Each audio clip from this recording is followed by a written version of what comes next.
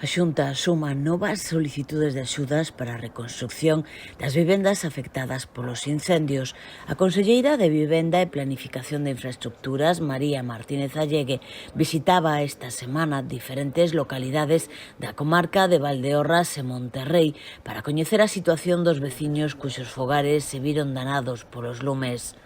En núcleos como Rubiá, San Vicente de Leira, en Vilamartín de Valdeorras, Petín ou O Bolo, a conselleira explicaba aos veciños as liñas de axudas activadas pola Xunta para que poidan reconstruir os seus fogares.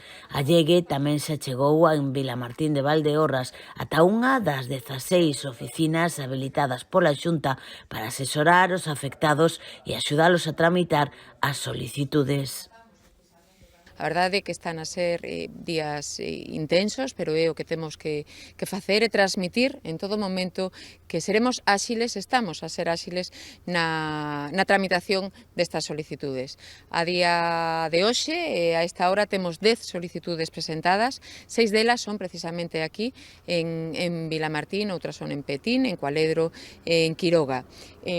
Pola nosa parte, facer saber que estas axudas, como sabedes, alcanzan preto dos 150.000 euros cando se trata dunha residencia habitual e permanente. Neste caso tamén a axuda se completa con ese alugueiro do 100% que sufraga a Xunta de Galicia mediante non se realiza a rehabilitación ou mentres non atopan outro inmoble, e tamén 66.000 euros máis 5.400 de enxoval para o caso das segundas residencias.